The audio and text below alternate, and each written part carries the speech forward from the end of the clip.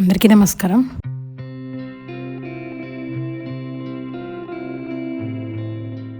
ఉగాది రోజున చూడండి రోడ్లు ఎలా ఖాళీగా ఉన్నాయో. మేము ఆ రోజు ఎప్పట్లాగా తొందరగా బయలుదేరకుండా కొంచెం ఆలస్యంగా బయలుదేరాము. మేము బయలుదేరే ముందు అమ్మో అసలే పండగ కదా, రోడ్లంతా నిండిపోయి ట్రాఫిక్ బాగా ఉంటుంది, సిటీ దాటానికే చాలా టైం పడుతుంది, అనవసరంగా లేట్ గా బయలుదేరామని అనుకుంటూ బయటకు వచ్చామండి. తీరా వచ్చాక చూస్తే అసలు రోడ్ అన్ని ఖాళీగా ఉన్నాయి, ఎవ్వరు లేరు. తొందరగా సిటీ దాటేసాము. మేము అంతకుముందు వారం వెళ్ళి ఇక్కడికి వచ్చేసిన తర్వాత సోమవారం రోజు వర్షం బాగా పెద్ద వర్షం పడిందని చెప్పాను కదండి. ఇక్కడికి వెళ్ళాక తెలిసింది ఏంటంటే అసలు మామూలుగా కాదండి, ఒక రేంజ్ లో పడిందంట వర్షం. ఆ వర్షం పడిన తర్వాత ఒక 3 రోజుల తర్వాత ఉగాదికి మేము అక్కడికి వెళ్ళాం కదా, ఆ 3 రోజులు మళ్ళీ మామూలుగానే ఎండ వచ్చింది. అంత ఎండ వచ్చినా కూడా నేలలో తేమ ఆరిపోలేదు. అంటే ఏ రేంజ్ లో వర్షం పడిందో చూడండి. అసలు నేల అప్పటికి పదునుగా, అంటే ఇంక పదునుగా కూడా కాదు, 2 రోజుల వరకు బురదగా ఉంది, అంత వర్షం పడింది. సరే ఎటు వర్షం పడింది, నేల పదును ఉంది కదా అని చెప్పి ఇంకా తోట అంతా దున్నించామండి. అది కూడా ఇప్పుడు ఈ సీజన్ లో ప్రీ మాన్సూన్ డ్రై సోయింగ్ అవి సీడ్స్ విత్తనాలు ఉంటాయి కదా, అవి వెయ్యాలి. అందుకనేసి మొత్తం ఆ రోజు సాయంత్రం మొత్తం దున్నించాము. అంతకు ముందు రోజు నైట్ ఆలస్యంగా పడుకొని పొద్దున్న త్వరగా లేచేసరికి నాకు కొంచెం నిద్ర సరిపోలేదు అనిపించిందండి. సరే ఒక 10 నిమిషాలు కునుకు తీద్దాం కదా అని పడుకుంటే బాగా నిద్ర పట్టేసింది. సచిన్ 4 గంటలకు ఆ సమయంలో వచ్చి నన్ను లేపి ఇలా అని ఫోన్ చూపించారు. చూస్తే ఇదండి, అంతకు ముందు గంట ముందు నుంచి దున్నుతున్నారు తోటలో. అయితే వర్షం పడింది కదా, ఆ వర్షానికి కొంచెం పాములు అవన్నీ బయటకు వస్తాయి కదా, ఆ దున్నే టైంలో ఏదో పొదల్లోంచి ఆ పాము వచ్చి ఉండొచ్చు. దేవమ్మ ఫస్ట్ చూసిందంటండి, అది నాగుపాము, కోబ్రా అంట. సచిన్ పిలిస్తే సచిన్ కూడా వెళ్ళి ఇట్లా వీడియో తీశారు. తీసి నాకు వచ్చి చూపించారు. అది మంచిగా అండి, ఏమి కంగారు పడకుండా మెల్లగా ప్రశాంతంగా దాంట్లో షేడ్ నెట్ లోకి వెళ్ళి, షేడ్ నెట్ ఒక దగ్గర హోల్ ఉంటే ఆ హోల్ లోంచి బయటకు వెళ్ళి అటువైపుకి రైట్ సైడ్ కి కిందకి దిగి 5 లేయర్ లో కందకాలు ఉంటుంది చూసారండి, ఆ కందకంలోకి వెళ్ళిపోయిందంటండి. అది నాకు చూపిస్తే నేనేమో చాలా ఫీల్ అయినా, అయ్యో నేను చూడలేకపోయాను పామునని, నన్ను లేపొచ్చు కదా పాము వస్తే అంటే, ఇంకా పాముకి కొంచెంసేపు ఆగమ్మా ఉండమ్మా బొట్టు పెడతా అని చెప్పి పాముని కాసేపు ఉండమని చెప్పి నిన్ను లేపి నువ్వు వచ్చేదాకా పాము ఉంటుందా అని అన్నారు. ఎక్కడికెళ్తుంది అది?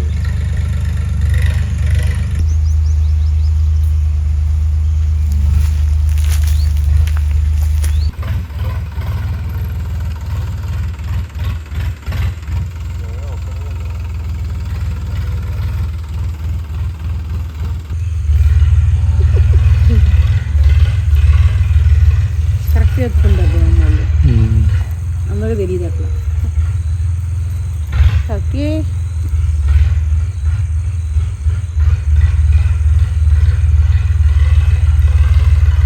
లోకు నాన్న వెళ్ళిపోతావా? దేమ్మ దగ్గరికి వెళ్ళిపో, వాళ్ళతో ఉండే. శిరీషతో పాటు ఉంటాడు మేడం. శిరీషకి బాగా ఇష్టం. దేవమ్మ వాళ్ళకి ఒక పొమరేనియన్ ఉండేదండి, అది కూడా వాళ్ళతో పాటు రోజు తోటకు వచ్చేది. మేము రోజు అక్కడ ఉండం కదా, అది మాత్రం రోజు తోటకు వచ్చేది కదా. ఎప్పుడైనా సరే మేము వెళ్ళినప్పుడు అసలు వీళ్ళెవరమ్మా మన తోటకు వచ్చారు అన్నట్టుగా చూసేదండి మా వైపు. ఏదైనా తినడానికి ఇచ్చామనుకోండి, దేవమ్మ తినమని కంటితో సైగ చేసే వరకు దాన్ని ముట్టని కూడా ముట్టేది కాదు, తల కూడా తిప్పి చూసేది కాదండి. అంత స్ట్రిక్ట్ గా భలే క్రమశిక్షణతో ఉండేది. అది 2 years బ్యాక్ ఎలక్ట్రిక్ షాక్ వల్ల తగిలి చనిపోయింది. ఆ చనిపోయాక నాకు 3 months తర్వాత చెప్పారండి, సచిన్ చెప్పారంట నేను బాధపడతానని నాకు చెప్పొద్దు అని చెప్పారు. తర్వాత 3 నెలలకి సచినే చెప్పారనమాట. చాలా బాధ అనిపించింది. అందుకే దేవమ్మ లక్కీని ముద్దు చేసి వాళ్ళ చిన్నని గుర్తు చేసుకుంటుందండి.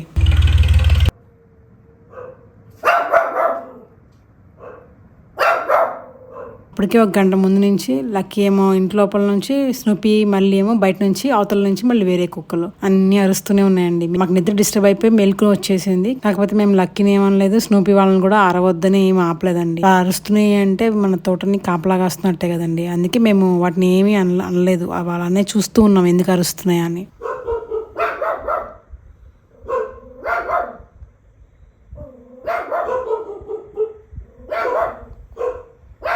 అలా నైట్ అంతా 2-3 గంటల పాటు ఆపకుండా అరిచి తెల్లారుతుందనంగా అప్పుడు ఆపేసినాయండి. అప్పుడు ఏదో మేము కాస్త 1 గంట 2 గంటలు పడుకున్నాము. మళ్ళీ త్వరగానే లేచాను నేను.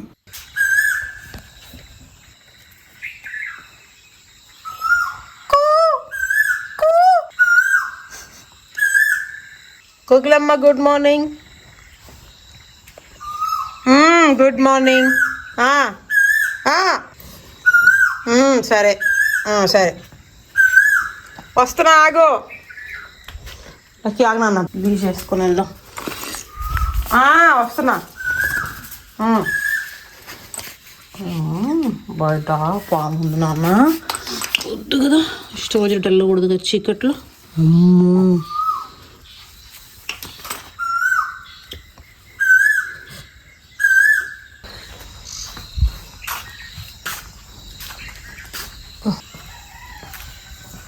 Good morning Snoopy.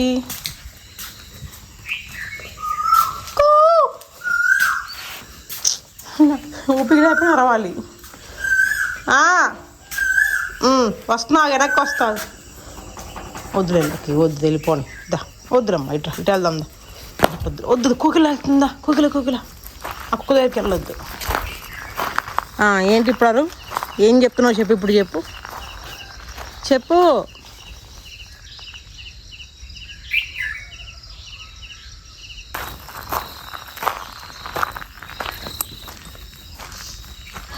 ఇక్కడ తిరుగుతున్నావు ఏంట్రా?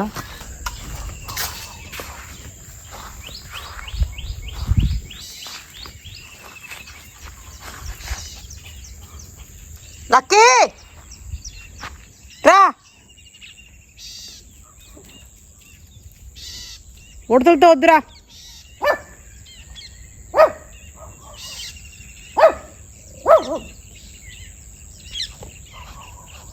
ఉడతలది పక్షులను తరుముకుంటూ కూర్చో. ఆ రోజు పొద్దున్న బయట లేచేసరికి మంచు కురుస్తుందండి. చూడండి కార్ మీద అంతా ఎలా మంచు ఉందో.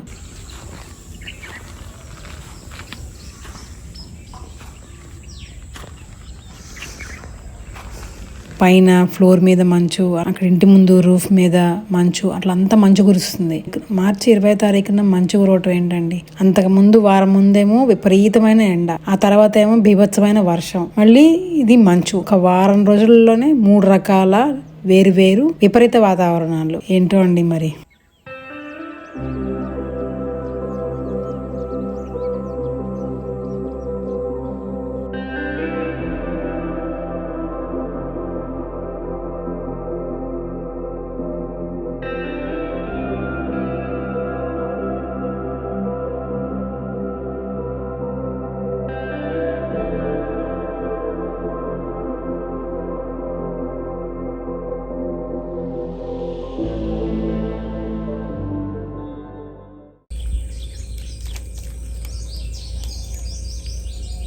అసలు ఎంత చక్కగా కోసుకొని ఉంటుంది మల్బెరీ పళ్ళు. కోకిల ఈ పళ్ళు అయిపోగానే వెళ్ళిపోద్దేమో వచ్చింది. వెళ్ళిపోద్దా? మనం అస్సలు కోయొద్దు.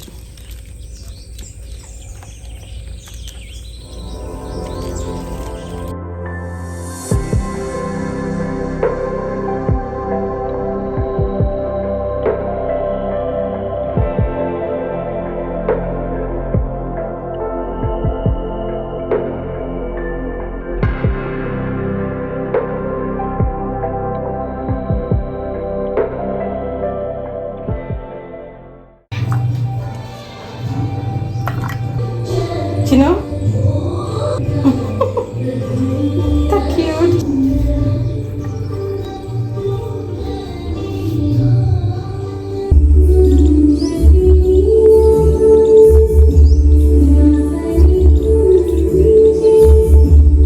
వాళ్ళు కొన్ని విత్తనాలు పెడుతున్నామండి. మొన్న కొన్ని నాటు సొరకాయ విత్తనాలు వేస్తే వచ్చినాయి. ఇవాళ ఇంకొన్ని రకాల నాటు సొరకాయ విత్తనాలు వేస్తున్నాము. అవి ముందు రోజు నైటే నానబెట్టి ఉంచాను. ఇది వెరైటీ అనమాట, ఒక్కొక్కటి ఒక్కో రకం. వేయగానే అన్ని బయటకు తేలినాయి. తర్వాత పొద్దున్న వచ్చేసరికి కొన్ని మునిగినాయి, ఇవి అడుక్కి వెళ్ళిపోయినాయి. కొంతసేపు అయినాక ఇవి కూడా కిందకి వెళ్ళిపోతాయి. ఇవి పెట్టాలి ఇవాళ. అలాగే ఇవేమో హెడ్జ్ లూసర్ విత్తనాలండి. వీటికి ప్రాసెస్ ఉంటుంది. అంటే జస్ట్ ఇట్లా తీసి నెలలో పెట్టలేము. వీటి డార్మెన్సీని బ్రేక్ చేయాలి. అంటే వేడి నీళ్ళలో నానబెట్టి కొంతసేపు తర్వాత తీసి మళ్ళీ ఒక డే అంతా నీళ్ళలో నానబెట్టి ఎండబెట్టి అప్పుడు పెట్టాలన్నమాట. దీనికి ప్రాసెస్ ఉంటుంది. అది లిమిటెడ్ టైంలో కుదరదు కాబట్టి మళ్ళీ నెక్స్ట్ వీక్కి పోస్ట్ పోన్ చేస్తున్నాను. ఇవేమో రకరకాల పపాయ విత్తనాలు, బొప్పాయి విత్తనాలు, అన్నీ నాటువే అండి. ఇవన్నీ నాటువే. ఇవేమో స్వరూప గారి దగ్గర తీసుకున్నాయి అప్పుడు.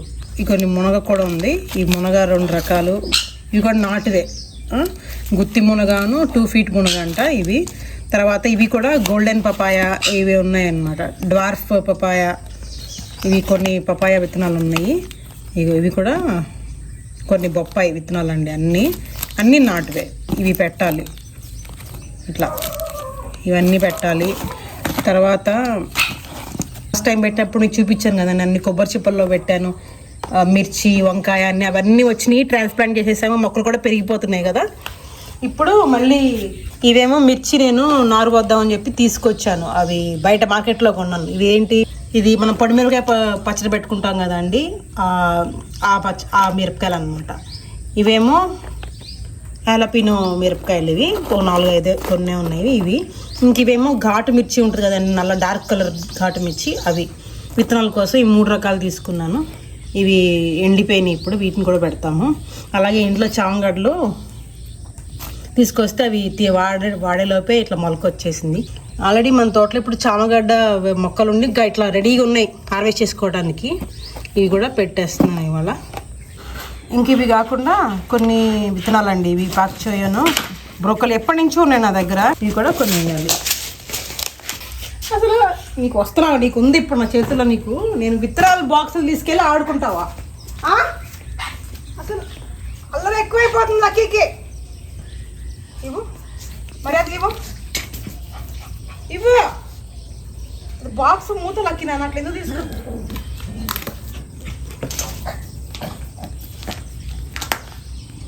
ఎరగొట్టేసి అయిపోయింది, దిగిపోయింది. దొరకట్లే, ఖర్చు వస్తుంది, దొరకట్లేదండి. పట్టుకో, నన్ను కొరుకుతాడు. నేను అప్పుడు ఇక్కడ షేడ్ నెట్ వేసేటప్పుడు ఈ షేడ్ నెట్ని ఈ చివరి దాకా వేయచ్చు, కానీ ఎందుకే లేదంటే ఇక్కడ ఇది ఉందండి, అప్పుడు సోలార్ ఫెన్స్ ఇవి వైర్లు ఉండేవి, అలా వేయటం కుదరదు కాబట్టి ఒకటి జరిపి వేసాము. ఇప్పుడు ఇక్కడ సోలార్ ఫెన్స్ లేదండి, ఎందుకంటే అప్పుడు ఇక్కడ మట్టి వేసాం కదండి, ఆ మట్టి వేయడం కోసం కట్ చేసి వేయాల్సి వచ్చింది. మళ్ళీ దాన్ని పెట్టాలి ఇప్పుడు. కానీ ఈ ప్లేస్ అంతా ఇట్లా ఖాళీగా వేస్ట్గా మిగిలిపోయింది కదా, అందుకని చెప్పి ఇక్కడ పుచ్చకాయ వేయచ్చు కదా. ఇంత ప్లేస్ అంతా ఖాళీగా ఉంది, ఇక్కడ నుంచి చివరి దాకా ఖాళీ ఉంది చాలా. కాకపోతే అటు నుంచి వచ్చే డ్రిప్ మొత్తం షేడ్ నెట్ లోపల వరకే ఆగిపోయింది, ఇటువైపుకి లేదు. నేను ఏం చేయమని చెప్పానంటే, కానీ కింద భూమి లోపల నుంచి అటు సైడ్కి డ్రిప్ లైన్స్ వెళ్ళినాయి కదండి, మళ్ళీ ఇది కొంచెం ఒక దగ్గర బయటికి తీసి పైపు పైకి తీసుకొని అక్కడ ఎలా అయితే పరిచారో ఇక్కడ కూడా అలా పరిచి ఇటు నుంచి ఇటువైపుకి డ్రిప్ పైప్స్ వేయచ్చు కదా అని చెప్పి చెప్పాను. అది ఆ పని వాళ్ళు చేస్తున్నాను. అంటే ఇప్పుడు లోపల డ్రిప్ పైప్స్ ఇట్లా నిలువుగా ఉన్నాయి, ఇక్కడ ఇప్పుడు ఈ పైకి తీసిన తర్వాత ఇలా వస్తాయి, అడ్డంగా వస్తాయి, ఇలా వస్తాయి. మొన్న వెళ్ళినప్పుడు ఈసారి పక్షుల కోసం అని చెప్పి అక్కడక్కడ కొన్ని మట్టి పాత్రల్లో ఇలా నీళ్లు పెట్టామండి. మొన్న ఒక 3 వారాల కింద బెండ వేసాం కదండి, అన్నీ వచ్చినాయి.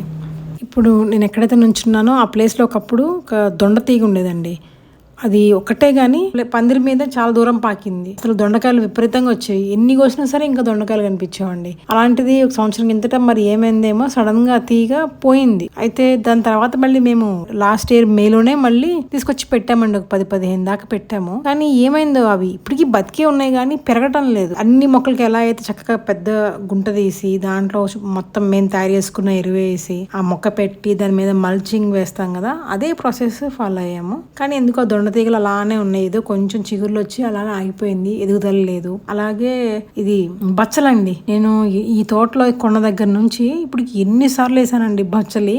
ఎందుకు ఒక్కసారి కూడా అది నేను ఆ బచ్చలాకు తెంపడం అనేది లేదు, అసలు ఆ బచ్చలు అనేది రాలేదు ఇంతవరకు. ఎందుకో అంటే నేను ఆ మొక్క తీసుకొచ్చి పెట్టడం, ఆ తర్వాత ఒక 2 వారాల తర్వాత చూస్తే అసలు దాని ఆన్న వాళ్ళు కూడా ఉండదు, అది ఏమైందో కూడా తెలియదు, అలా పోతాయి అనమాట. ఈసారి ఎట్లయినా సరే ఖచ్చితంగా దొండ పెరిగేలా చూడాలి, బచ్చలు కూడా వేయాలండి. ఏం లేదు, ఈ తోటలో లేని కూరగాయ అంటూ ఉండకూడదు, అన్ని కూరగాయలు పండించాలనేది నా కోరిక. అవి కామన్ గా అందరూ పండించేవే కానీ నాకెందుకు అంత ఇబ్బంది అవుతుందో నాకు అర్థం కావట్లేదు. కానీ ఈసారి ఎట్లయినా సరే వాటిని కూడా పండిస్తా అండి.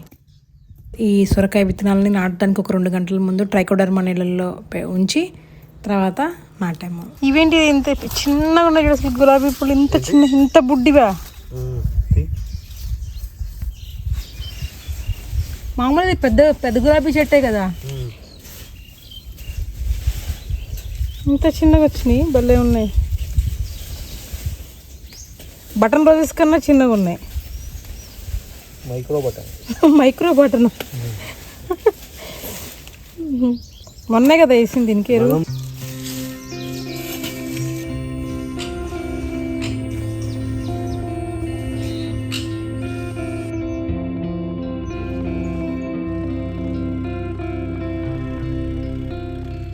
ఇక్కడ డ్రిప్ పైప్స్ పరిచి ఆ రోజు 11 గంటలకల్లా పుల్సింగ్ దేమో వాళ్ళు వెళ్ళిపోయారు. కానీ ఆ రోజు ఇంకొంచెం పని ఉందండి నాకు. అంటే అది అప్పుడు చేయకపోతే మళ్ళీ మరుసటి వారానికి వాయిదా పడుతుంది. అందుకని చెప్పి వాళ్ళు వెళ్ళిపోయాక కూడా నేను అనుకున్నది చేసాము. అదేంటంటే మామూలుగా మొన్న విత్తనాలు పెట్టడం కోసం అని చెప్పేసి నేను కొబ్బరి చిప్పల్లో మట్టేసి దాంట్లో పెట్టాం కదండి, అవి వచ్చినాయి. కాకపోతే దానికన్నా ఇంకొంచెం ఎక్కువ వేయాలనుకుంటే ఇంకొన్ని ఎక్కువ కొబ్బరి చిప్పలు కావాల్సి ఉంటుంది. సరే అలా కాకుండా కొంచెం ప్లేస్లో ఒక బెడ్ లాగా సీడ్స్ వేయడం కోసం ఒక బెడ్ తయారు చేసి అసలు దాంట్లో వేస్తే ఎలా ఉంటుందో చూద్దామని చెప్పేసి ఒక బెడ్ తయారు చేయాలనుకున్నాను ఆ రోజు. దానికోసం ఫస్ట్ 2 భాగాలు ఇసుక తీసుకున్నాను. ఒక పార్ట్ అంటే ఒక భాగము మట్టి, ఎర్రమట్టి తీసుకున్నాను. ఆ ఎర్రమట్టిలో రాళ్ళు, చిన్న చిన్న రాళ్ళు ఉంటే అలాంటివన్నీ మొత్తం ఏరేసాము. తర్వాత ఒక భాగమేమో కాంపోస్ట్ తీసుకున్నాము. తర్వాత ఒక 2 పార్ట్స్ ఏమో ఊక తీసుకున్నామండి.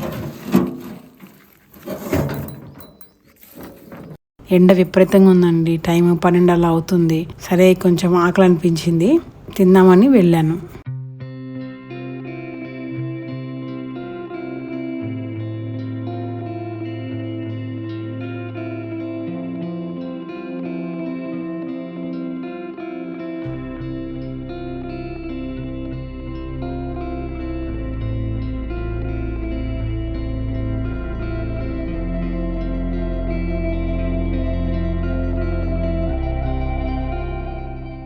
ఇవాళ మా లంచ్ అయిపోయిందండి. లంచ్ అంటే మళ్ళీ ఏంటో కాదు, పుచ్చకాయ దాన్ని తిన్నా కదా, అదే పుచ్చకాయ అండి. ఎక్కువ పని ఉన్నప్పుడు వంట పని పెట్టుకోము. పులిసిందేమో వాళ్ళు 6:15 ఆ టైంకి వస్తారు పొద్దున్నే, మళ్ళీ 11కి వెళ్ళిపోతారు కదా.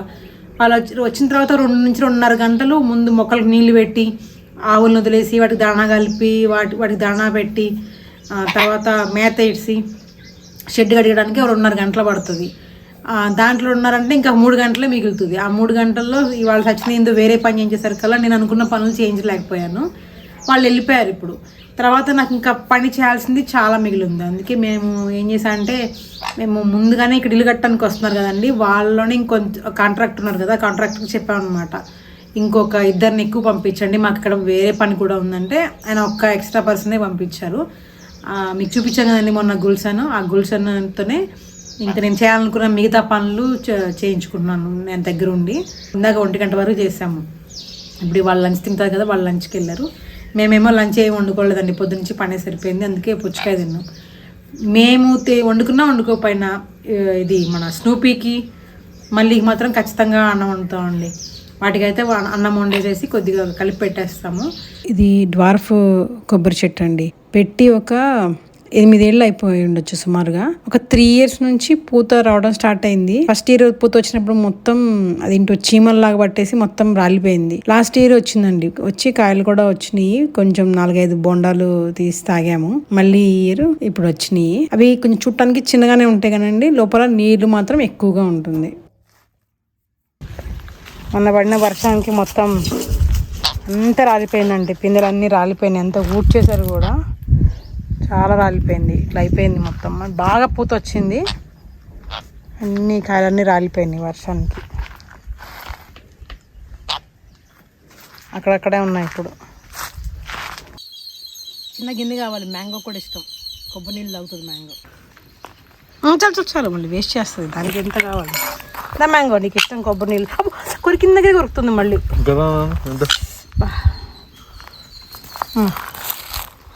తాగు మ్యాంగో, ఇష్టం కదా కొబ్బరి నీళ్ళు, తాగు, బాగా ఇష్టం.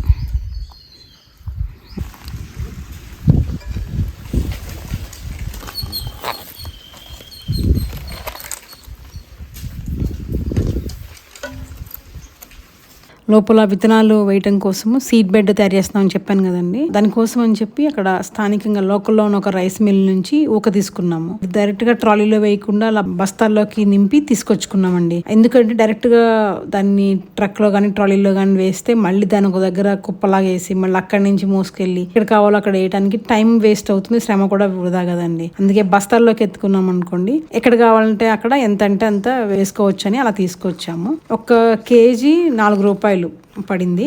అలా ఒక 15 బస్తాలు తీసుకున్నాము. పక్కనే పాతది కూడా ఉంది, ఒక కొత్తది ఇచ్చారు. ఇదే ఒక పాతది మిగిలి ఉంది కూడా ఉంది అక్కడ, దాంట్లో రైస్ మిల్. ఇది కొత్తది.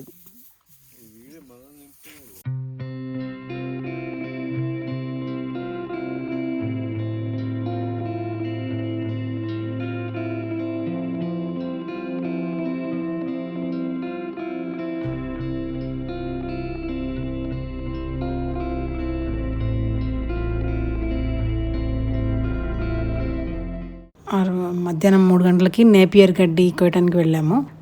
సాయంత్రం 4 గంటలకు కరెంట్ పోతుందండి. ఆ రోజు ఆ గడ్డి చాఫ్ కట్టర్లో వేసి ఎలా కట్ అవుతుందో చూద్దామని చెప్పి కోసాము. అంటే ఆ మెషిన్ తీసుకొచ్చి కూడా ఒక 3 నెలలు అయిపోతుంది. దాన్ని ఇంతవరకు ఎక్కువగా ఒక్కసారి తీసుకొచ్చిన రోజు సరిగ్గా పనిచేస్తుంది లేదని టెస్ట్ చేయడానికి ఒక్క రోజు మాత్రం వాడాము. తర్వాత అసలు ఆన్ చేయలేదు. మళ్ళీ అసలు ఫస్ట్ వాళ్ళ నుంచి స్టార్ట్ చేద్దాం ఇంకా వాడటం అని చెప్పి గడ్డి కోసాము. ఆ రోజు ఆ మెషిన్ ఆన్ చేయగానే ఎలకొచ్చిందండి లోపల నుంచి. బాగా భయపడ్డాం నేను కూర్చొని. అది అసలు ఆ రోజు ఎంతసేపు నవ్వుకున్నా ఉంటే ఆ మెషిన్ పైన అన్ని బస్తాలు కప్పేసి ఉన్నాయండి. అది ఓపెన్ చేయగానే అక్కడ గ్రీన్ గా బెల్ట్ కనిపిస్తుంది కదా కన్వేయర్ లాగా, అక్కడ దాని మీద చిన్న చిన్నవి ఏవో ఉన్నాయండి. నాకు కళ్ళ చూడలేదు కంటికి. అదేమో కనకాంబరం విత్తనాలు అనుకుంటా దేవమ్మ ఇక్కడ పెట్టింది.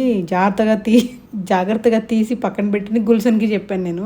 గుల్షన్ ఏమో అవి కనకాంబరం విత్తనాలు కాదు ఒడ్లు అని చెప్పాడు. తర్వాత ఎలకొచ్చాక తెలిసిందండి అవి ఏంటో. ఎంతసేపు ఇంటికి వచ్చాక నేను గుర్తు చేసుకొని నవ్వుతూనే ఉన్నాను. అది మీకు కూడా అర్థమయ్యే ఉంటుంది అదేంటో.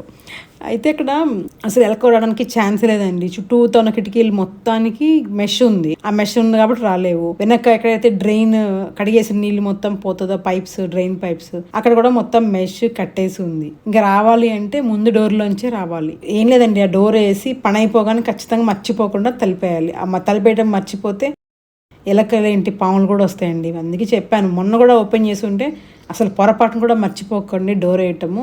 ఇప్పుడంటే ఎలక కాబట్టి సరదాగా నవ్వుకున్నాము, పాము వస్తే చాలా ఇబ్బంది అవుతుంది, డోర్ వేయటం మాత్రం మర్చిపోకండి అని మళ్ళీ చెప్పాను దేవమ్మ పుల్సింగ్ వాళ్ళకి.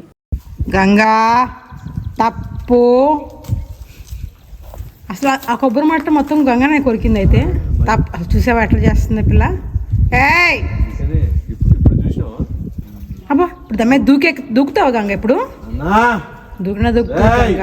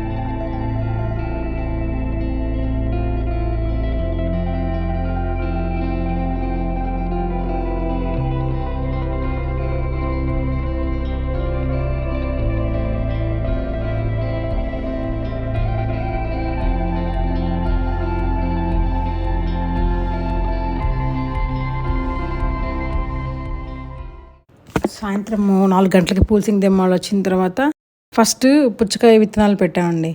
ఒక్కొక్క లైన్, ప్రతి డ్రిప్ లైన్లో వేయలేదు. ఒక లైన్ వదిలేసి ఇంకో లైన్లో, ఒక డ్రిప్ హోల్ ఉంటుంది కదా, ఒకటి వదిలేసి ఇంకో హోల్లో అట్లా వేసాము.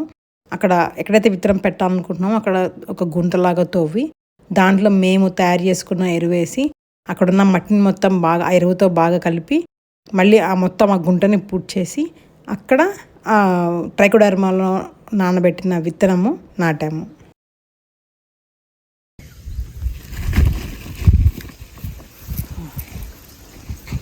ఆ విత్తనాలని పెట్టడానికి 1 గంట పట్టింది. ఆ తర్వాత పొద్దున షేడ్ నెట్ లోపల సీడ్ బెడ్ తయారు చేయడం కోసం అని చెప్పి అవి అన్ని వేసాం కదండి, ఇసుక, మట్టి, మాగిన పశువుల ఎరువు, ఊక, అవన్నీ ఇప్పుడు వాటిని మిక్స్ చేసి ఒక బెడ్ లాగా తయారు చేసాము. ఆ బెడ్ అనేది పక్కకి కదలకుండా జరగకుండా చుట్టూతా పగిలిపోయిన వాడడానికి పనికిరాని ఇటుకలు ఉంటాయి కదా, అవి పెట్టాము.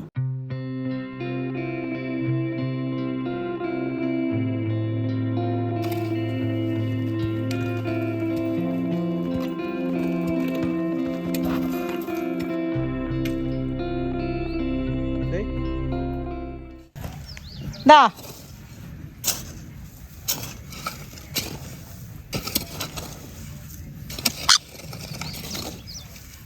తనా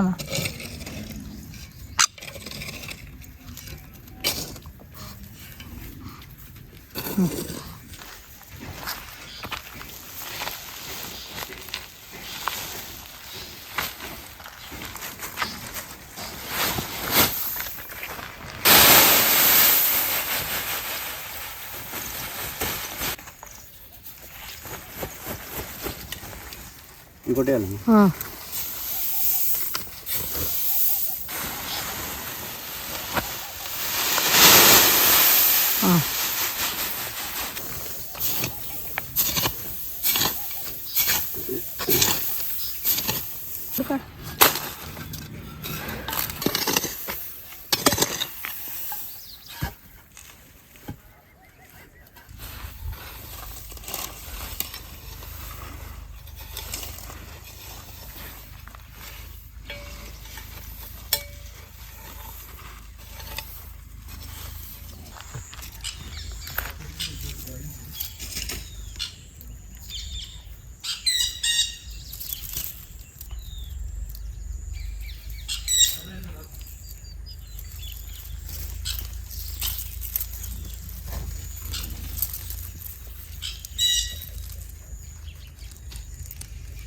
టైము మొన్న నేను విత్తనాలు పెట్టినప్పుడు కొబ్బరి చిప్పల్లో సీడ్స్ పెట్టాం కదా, ఇంకొంచెం ఎక్కువ వేయాలనుకుంటే ఎలా చేయాలనుకున్నప్పుడు నాకు ఈ ఆలోచన వచ్చింది. మామూలుగా యూజువల్గా మనకి పెద్ద పెద్ద నర్సరీల్లో అయితే సీడ్లింగ్ ట్రేస్లో కోకోపీట్ వేసి చేస్తాం కదా, కానీ మనము సొంతగా చేసుకోవాలనుకుంటే కోకోపీట్ ప్రతిసారి కొనాలి, కొంచెం కష్టం అవుతుంది, ఖర్చు కూడా అవుతుంది. దానికి బదులు మనకి కొంచెం ఇసుక దొరుకుతుంది కదండి, ఇసుక కొంచెం మనకి ఈజీగా అవైలబుల్గా ఉంటుంది. అలానే మట్టి రెడ్ సాయిల్, కొంచెం మన నేలలోనే రెడ్ సాయిల్ తీసుకొని మాగిన పశువుల ఎరువు, అలాగే ఊక. మనం ఎప్పుడైనా బయటికి బజార్కి వెళ్ళినప్పుడు ఊర్లోకి రైస్ మిల్ దగ్గరికి వెళ్తే ఊక కూడా ఈజీగా దొరుకుతుందండి, కేజీ 4 రూపాయలు.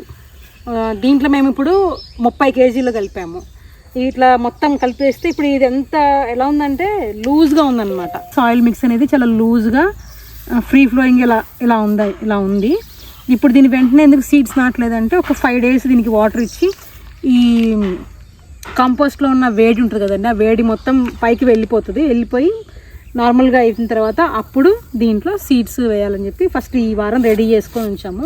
ఇప్పుడు ఇక్కడ ఎలా అయితే చేసామో ఇదే పొడవున అటు ఆ చివరి దాకా అలానే నిలువుగా అక్కడ బెడ్స్ తయారు చేసి అక్కడ చివరి దాకా ఇప్పుడు అక్కడ అంతా ఎరువేసాం. పొద్దుటి నుంచి కంపోస్ట్ అక్కడ మేము రోజు ఆవుల దగ్గర తీసిందంతా మాగిపోయింది ఉంటుంది కదండి, అదంతా తీసుకొచ్చి అక్కడ మొత్తం కుప్పలుగా వేసాము. ఇక్కడంతా కుప్పలుగా ఇట్లా వేసాం కదండి. ఇప్పుడు నెక్స్ట్ వీక్ వచ్చినప్పుడు సేమ్ అదే ప్రాసెస్ అక్కడ ఎలా వేసామో ఇక్కడ కూడా అలానే సేమ్ అదే ప్రాసెస్, కాకపోతే కొంచెం వాటి ప్రపోర్షన్స్లో కొద్దిగా డిఫరెన్స్ ఉంటుంది.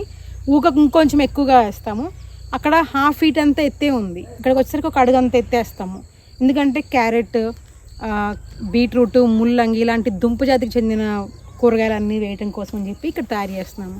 వాటికి అలాంటి వేయాలనుకున్నప్పుడు మనకి వాటి వేసిన సాయిల్ అనేది, ఆ బెడ్ అనేది ఎంత మట్టి లూజ్గా ఉంటే అంత మంచిగా అవి వస్తాయి అన్నమాట. ఇది మిర్చి చూడండి, చెప్పాను కదా వైరస్ వచ్చి మొత్తం తీసేద్దాం అనుకున్నామని చెప్పాను కదండి. ఇప్పుడు చూడండి మళ్ళీ ఎలా వచ్చినాయో, బాగా పూత వచ్చింది మళ్ళీ. ఇప్పుడు అంత హెల్దీగా లేకపోయినా కూడా పూత వచ్చింది మళ్ళీ. ఇప్పుడు ఆకులు చిగురులు వస్తున్నాయి, మొత్తం అన్ని మొక్కలకి పూత వచ్చింది. లోపల షెడ్ నెట్లో ఉన్న అన్ని మొక్కలకి ఒక 2 రోజుల ముందు 10,000 ppm నీమ్ ఆయిల్ 20 లీటర్లకి 30 ml చొప్పున నీళ్ళలో మిక్స్ చేసి మొత్తం స్ప్రే చేసాము. మళ్ళీ ఆ రోజు పూత దశలో ఉన్న మొక్కలన్నిటికీ ఫెర్మెంటెడ్ ఫ్రూట్ జ్యూస్ స్ప్రే చేసాము.